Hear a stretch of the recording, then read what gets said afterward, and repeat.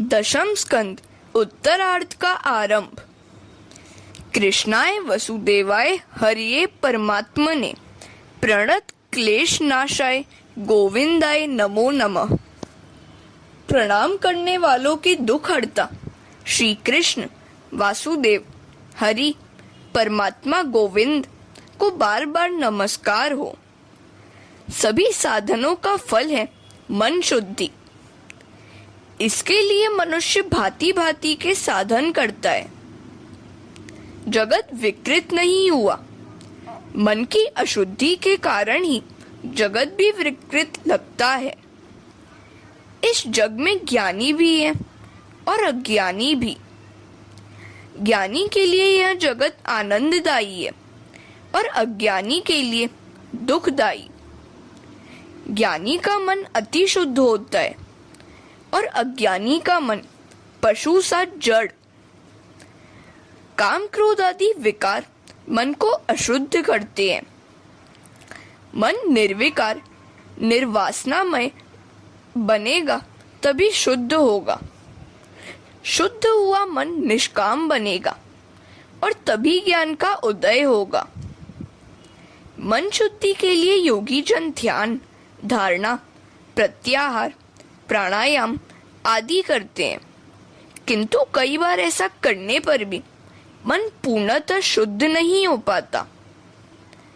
जब श्री कृष्ण विरह से व्याकुल होकर कृष्ण दर्शन के लिए प्राण छटपटाने लगते हैं, तब मन शुद्ध होता है। विरह अग्नि में मन की मलिनता जल जाती है। साधारण जन तो प्रभु का विरह सह लेता है, किंतु संतों के लिए तो प्रभु विरह असह्य है। उनकी दर्शन आतुरता शरीर को जलाकर मन को तन्मय कर देती है। तब वे ईश्वर का अनुभव करते हैं। वैसे तो ईश्वर सर्वत्र है। कृष्ण विरह में जलते हुए व्रजवासी आंसू बहाने लगते हैं। उन्हें वृंदावन शमशान सा लगता है। विरह में जब जीव बेचैन हो जाता है, तब अपने प्रिय पात्र की मधुर छवि उसकी दृष्टि में तैरने लगती है। संयोग की अवस्था में तो वह प्रिय एक ही दिखाई देता है, जबकि विरह अवस्था में स्थान स्थान पर कई रूपों में वह दिखाई देता है। वियोगावस्था में जहां जहां दृष्टि जाती है, वहां वहां अपना प्रिय पात्र दृष्टि गोचर होता है।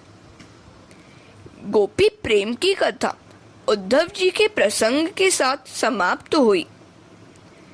गोपियां प्रेम लक्षणा भक्ति की आचार्या हैं। संसार व्यवहार निभाते हुए भी किस प्रकार प्रभु भक्ति की जा सके, वह उन्होंने बतलाया है। भागवत में हर चरित्र के अंत में उसका रहस्य भी निर्दिष्ट है। कंस और कंस की रानियां, अस्थि और प्राप्ति की बातें हमने देख ली। नीति अनीति से किसी भी प्रकार के हथकंडे अपनाकर धन कमाने वाला व्यक्ति कंस है। जब से लोगों ने धन को ही सभी सुखों का आधार माना है और बैंक बैलेंस की चिंता में खोए से रहने लगे हैं, तभी से पाप बढ़ता ही जा रहा है। कंस बढ़ते ही जा रहे हैं। पैसा चाहे कोई सुख दे सकता है, किंतु शांति नहीं दे सकता। दशम स्कंद के उत्तरार्ध में 50वें अध्याय में जरासंध के आक्रमण की कथा है। हरे कृष्णा। जरासंध से युद्ध और द्वारिकापुरी का निर्माण। जब तुम 50 वर्ष के हो जाओगे, जरासंध रूपी काल तुम्हारी मथुरा नगरी रूपी शरीर पर आक्रमण करेगा। जरासंध वृद्धावस्था है। हमारी उत्तरावस्था ही जरासंध है, जो शरीर के कई अंगों पर धावा बोल देती है। 50 वर्ष पूरे होने पर जरासंध आता है।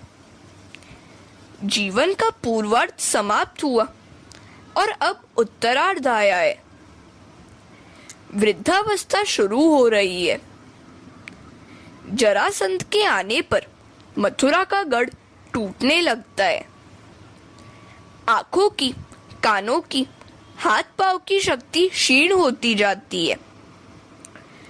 40वां वर्ष शुरू होते ही प्रवृत्ति में कटौती करनी शुरू करनी चाहिए। प्रभु की सेवा का समय बढ़ाते जाना चाहिए। श्री कृष्ण ने जरासंध को 17 बार पराजित किया तो वह 18वीं बार काल्यवन को साथ लेकर आया। उसने काल को पहले भेजा। जब जरासंध रूपी वृद्धावस्था अपने साथ काल्यवन रूपी काल को भी ले आता है तब बचना आसान नहीं है। जरासंध और काल्यवन एक साथ आ धमके तो श्री कृष्ण को मथुरा छोड़कर द्वारिका जाना पड़ा। द्वारिका अर्थात ब्रह्म विद्या। द्वारिका रूपी ब्रह्म धस्या सा ब्रह्म विद्या, अर्थात श्री कृष्ण ने ब्रह्म विद्या का आश्रय लिया। मथुरा रूपी मानव काया छोड़कर ब्रह्म विद्या का आश्रय भगवान को भी लेना पड़ा। जब वृद्धावस्था अपने साथ काल को भी ले आए तो द्वारिका रूपी ब्रह्म विद्या का आश्रय लो। ब्रह्म विद्या रूपी द्वारिका के द्वार काल और जरासंध के लिए खुल नहीं सकते, अर्थात ब्रह्मनिष्ठ को काम भोग, काल या वृद्धावस्था सता नहीं सकते। वृद्धावस्था में बूढ़ा 17 बार बीमार होकर बच जाता है, किंतु 18वीं बार तो काल उसे नहीं छोड़ता। जरासंध का त्रास अर्थात जन्म मृत्यु का त्रास। जन्म लिया है तो जरा और मृत्यु की व्यवस्था सहनी ही पड़ेगी। नरक क्या है? शंकर स्वामी कहते हैं यह शरीर ही नरकवास है। जन्म धारण करना ही नरकवास है। किसी भी समय गर्भवास न करना पड़े ऐसा प्रयत्न करो। भगवान की प्रेरणा के कारण कुछ महापुरुष भगवान के कार्यों के लिए जन्म लेते हैं, वह तो उत्तम है, किंतु वासना के बंधनों के कारण जन्म लेना नरकवास ही है। हरे कृष्णा। जरासंध और काल्यवन के धक्के खाते हुए मथुरा रूपी शरीर छोड़ने की अपेक्षा समझ बूझकर शरीर छोड़ना अधिक अच्छा है। प्रवृत्ति हमें छोड़ दे, इससे पहले ही हम उसे क्यों न छोड़ दें। अपने पति कंस की मृत्यु हो गई तो अस्थि और प्राप्ति अपने पिता जरासंध के घर आ गई। जरासंध ने कंस हत्या की सारी बात जानी तो उसने मथुरा पर आक्रमण किया। उसके 17 आक्रमण श्री कृष्ण और बलराम ने मार हटाए। जब वह 18वीं बार लड़ने के लिए आया और अपने साथ काल्यवन को भी ले आया तो कृष्ण ने मथुरा त्याग का निश्चय किया। अब तो मैं अनर्त देश, वर्तमान ओखा प्रदेश में समुद्र किनारे शांति से रहूंगा। भगवान ने विश्वकर्मा को द्वारिका नगरी के निर्माण का आदेश दिया। बड़े बड़े भव्य राज्य प्रसादों का निर्माण किया गया। कहते हैं कि ये महल इतने विशाल थे कि लोगों को द्वार ढूंढने पड़ते थे। द्वार कहाँ है ऐसा बार बार पूछा जाने के कारण ही इस नगरी का नाम द्वारिका पड़ा। का अर्थात ब्रह्म। उपनिषद के अनुसार क अक्षर ब्रह्म सूचक है। जहाँ प्रत्येक द्वार पर परमात्मा का वास है वह नगरी ही द्वारिका है। जिस शरीर रूपी नगरी के इंद्रियों रूपी द्वारों पर परमात्मा को स्थान दोगे तो जरासंध और काल्यवन तुम्हें सता नहीं सकेंगे। द्वारिका में ये दोनों घुस नहीं सकते। प्रत्येक इंद्रिय से भक्ति करने वाला जीव काल्यवन पर विजय पाता है। यदि जरासंध तुम्हारा पीछा कर रहा है तो प्रवर्षण पर निवास करो। प्रवर्षण पर्वत अर्थात जहाँ ज्ञान और भक्ति की मूसलाधार वर्षा हो रही है, वह स्थान। जहाँ कथा श्रवण का लाभ मिले, भक्ति रस की धारा बहती रहे, वहां जाओ। 51वें वर्ष में प्रवर्षण पर्वत पर निवास करो। वहां जरासंध सता नहीं पाएगा। श्री कृष्ण भी जरासंध के त्रास से छूटने के लिए प्रवर्षण पर्वत पर चले गए थे।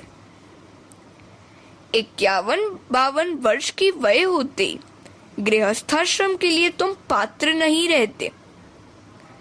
तुमने वन में प्रवेश पा लिया, अर्थात घर की आसक्ति अब छोड़नी है।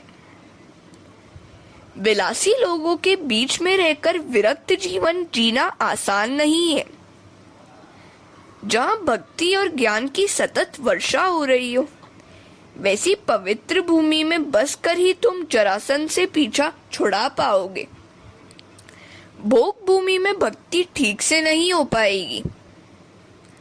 शहर को छोड़कर गया सी पवित्र नदी के किनारे बसकर भक्ति करो। आज नगरों में बड़ी भीड़ हो गई है। पगड़ी ब्राह्मणों के मस्तक से उड़कर मकानों के ऊपर बैठ गई है।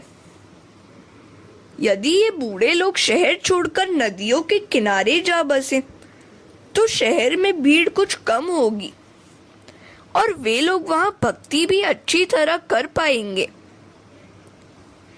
जन्म मृत्यु की व्यथा ही तो जरासंध है। संकल्प करो कि अब मुझे न तो पुरुष बनना है और न तो स्त्री। मुझे पुनर्जन्म ही नहीं लेना है। हरे कृष्णा। जरासंध रूपी जन्म, जरा, मृत्यु के त्रास से छूटने के लिए प्रतिदिन 21,000 जप नियमित करते रहो। जप के बिना पाप और वासना छूट नहीं पाएंगे। कथा श्रवण पाप को जलाकर मार्गदर्शन देता है। कथा सुनकर जप का, भगवान की भक्ति करने का, सत्कर्म करने का संकल्प करो। कथा श्रवण करने से भगवान से संबंध जुड़ जाएगा। सो ब्रह्मचर्य पालन का, ध्यान जप का, सेवा स्मरण का व्रत लो। एक बनिया कथा श्रवण करने जाता था। कथाकार महाराज ने उससे कहा, तुम कथा तो सुनते हो, सो कुछ अच्छा सा संकल्प करो। सत्य बोलने का संकल्प करो। तो बनिए ने कहा कि वह तो व्यापारी है, सत्य ही बोलेगा तो सारा कारोबार ही चौपट हो जाएगा। इस पर महाराज ने कहा कि किसी की निंदा न करने का व्रत लो। बनिया कहने लगा, महाराज, जब तक रात को मैं 2-3 घंटे बातों में न गुजारूं, मुझे नींद ही नहीं आती। सो मैं यह व्रत भी नहीं ले सकता। महाराज, मैं संकल्प करता हूँ कि रोज सुबह अपने सामने रहने वाले कुमार का मुंह देख लूंगा। देखा इस बनिए का संकल्प। वह हर सुबह कुमार का मुंह देख लेता था। एक दिन सुबह वह कुम्हार कुछ जल्दी उठकर गांव के बाहर मिट्टी लेने चला गया तो बनिया उसका मुंह न देख पाया। वह बनिया अपना नियम निभाने के लिए उस कुम्हार को ढूंढने निकला। अब भाग्य की बात तो देखे कि उस दिन कुम्हार मिट्टी खोद रहा था तो सोने से भरा हुआ एक घड़ा उसके हाथ लग गया। वह उस घड़े को निकाल रहा था कि उसी समय वह बनिया आ पहुंचा। बनिए ने कुम्हार का मुंह देखकर कहा, चलो मैंने देख लिया। उधर कुम्हार ने समझा कि बनिए ने सोने से भरा घड़ा देख लिया। यदि वह राजा से कह देगा तो सब कुछ जब्त हो जाएगा। सो उसने बनिए से कहा, तूने देखा तो है, लेकिन किसी से मत कहना, मैं तुझे आधा भाग देता हूं। बनिए को सोना मिल गया। अब बनिया सोचने लगा, मैंने इस कुम्हार के मुख दर्शन का व्रत लिया तो लक्ष्मी जी का आगमन हुआ। यदि मैंने स्वयं प्रभु के दर्शन का व्रत लिया होता तो कितना अच्छा होता। ऐसे क्षुल्लक और मजाकिया संकल्प से ऐसा लाभ हुआ, तो शुभ संकल्प लिया होता तो कितना अच्छा होता। दो संकल्प तो सभी को करना चाहिए, एक पाप कर्मों से बचने का और दूसरा सत्कर्मों में ही लगे रहने का। 21,000 जप करने को इसलिए कहा गया है कि मनुष्य सामान्यतः दिन में 21,600 बार सांस लेता है, अर्थात प्रत्येक श्वासोच्छ्वास के साथ भगवान का नाम जपते रहना है। ऐसा होने पर ही जरासंध के त्रास से बच पाओगे। हरे कृष्णा। यदुवंश को ऋषियों का श्राप, नारद जी का वसुदेव जी के पास आना और उन्हें नवयोगेश्वर और निमि राजा का संवाद सुनाना। एक बार पिंडारक तीर्थ में विश्राम कर रहे साधुओं का मजाक उड़ाने की युक्ति यादव कुमारों ने सोची।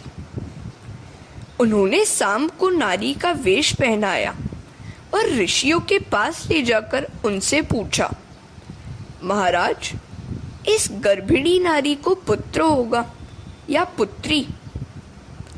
ऋषि जान गए कि सच्ची बात क्या है। भगवान की प्रेरणा से उन्होंने कहा, सांब के गर्भ से मूसल उत्पन्न होगा जो तुम्हारे समग्र यदुवंश का नाश करेगा। अब यादव कुमार भयभीत हो गए। उन्होंने उस मूसल का रजकण बनाकर समुद्र के किनारे फेंक दिया और जो एक टुकड़ा बचा था वह भी फेंक दिया। उन रजकणों से उत्पन्न लकड़ियों से यादव आपस में लड़कर मर गए और उस टुकड़े से पारधी ने तीर बनाया जो श्री कृष्ण के लिए प्राणघातक सिद्ध हुआ। भगवान ने सोचा था कि ये यादव कुमार भविष्य में जनता को सताएंगे, अतः इस प्रकार उनका नाश कर दिया जाए। वह मूसल काल ही तो था। ऋषियों, पवित्र संतों का अपमान करने वाले का अहित ही होता है।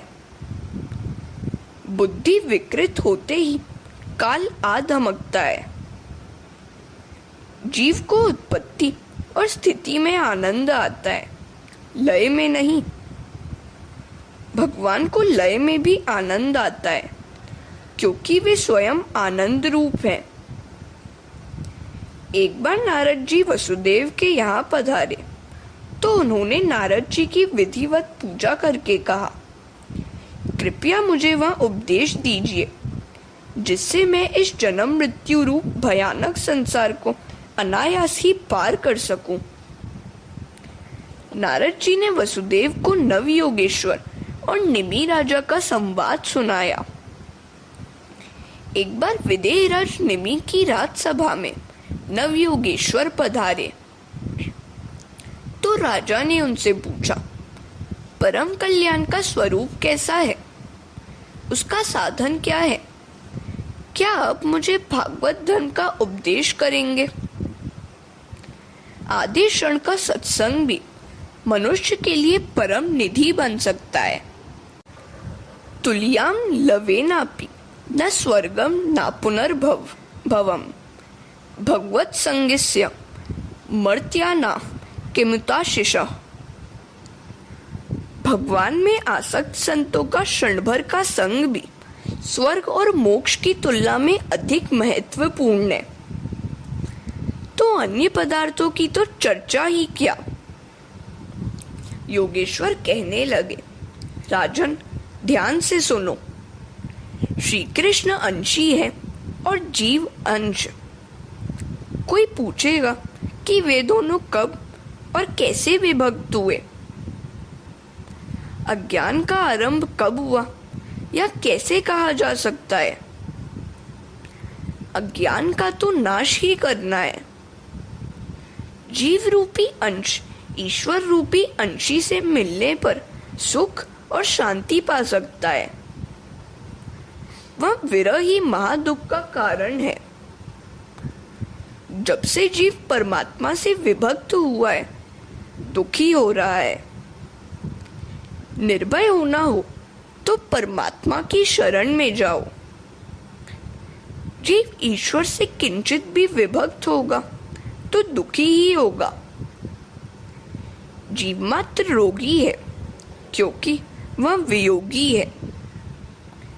इस वियोग दुख को मिटाने का उपाय क्या है? निश्चय करो कि तुम्हें ईश्वर से मिलना है। यह शरीर तो मलिन है। इस शरीर के द्वारा ब्रह्म संबंध नहीं हो पाएगा। शरीर तो दुर्गंध युक्त है, अतः देव इससे दूर भागते हैं। मन को ईश्वर से जोड़ लो। काल सभी के सिर पर मंडराता रहता है। यदि उससे बचना है तो श्री कृष्ण की शरण में जाओ। सभी कार्य प्रभु की आज्ञा मानकर प्रभु को प्रसन्न करने के लिए और प्रभु की ओर उन्मुख रहकर ही करो। सभी व्यवहार प्रभु से आंतरिक संधान रखकर ही करो।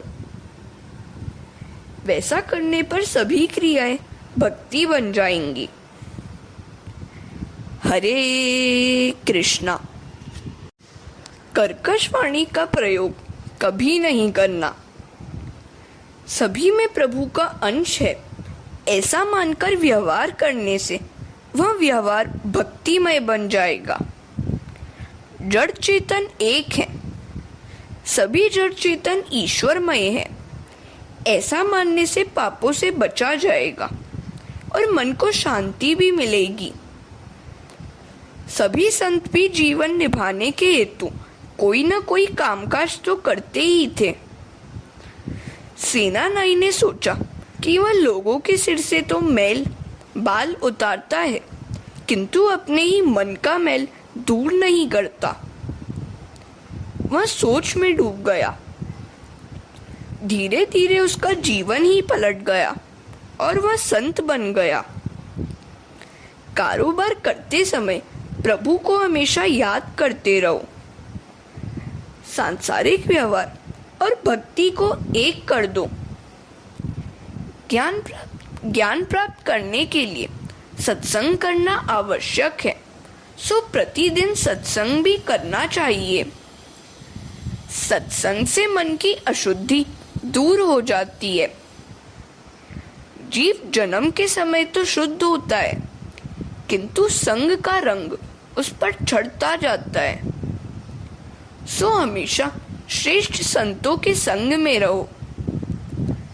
संत वह है जो हर कहीं सौंदर्य देखता तो है किंतु उसमें मन को रमने नहीं देता। संत हमेशा प्रभु का ही स्मरण चिंतन करता है। त्रैलोक्य का राज्य मिलने पर भी जो भगवान को न भूले वही व्यक्ति सच्चा संत है। संत वह है जो प्रेम डोर से हृदय के साथ परमात्मा को बांधे रखता है। ऐसे संतों का ही संग करो।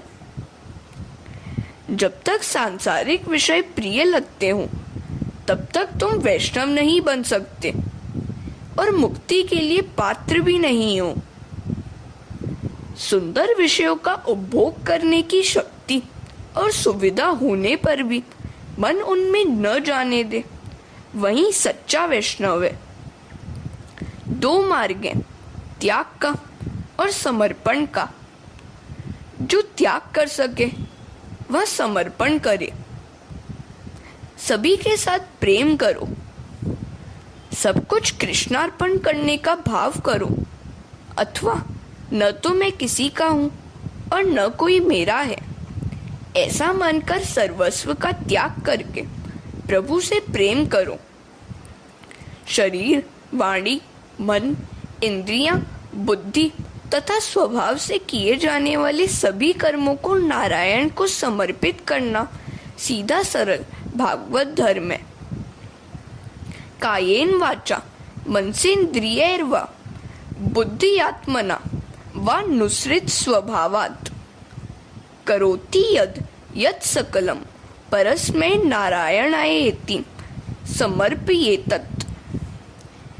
इस प्रकार प्रतिक्षण प्रत्येक वृत्ति द्वारा भगवान के चरण कमलों का भजन करने वाला व्यक्ति प्रभु की प्रीति, प्रेममयी भक्ति तथा संसार के प्रति वैराग्य और भागवत स्वरूप का अनुभव ये सब एक साथ प्राप्त करता है। सर्वभूतेषु यः पश्येत् भगवद् भावात्मानः भूतानि भगवत्यात्मन्येष भागवतोत्तम। आत्मस्वरूप भगवान समस्त प्राणियों में आत्मरूप नियंता रूप से स्थित है। जो व्यक्ति कहीं भी अधिकता या न्यूनता न देखकर सर्वत्र भगवत सत्ता को ही देखता है, समस्त प्राणी और पदार्थ आत्मस्वरूप भगवान के कारण स्थिर है, भागवत स्वरूप है, ऐसा अनुभव करता है, उसे भगवान का पर प्रेमी भक्त मानो।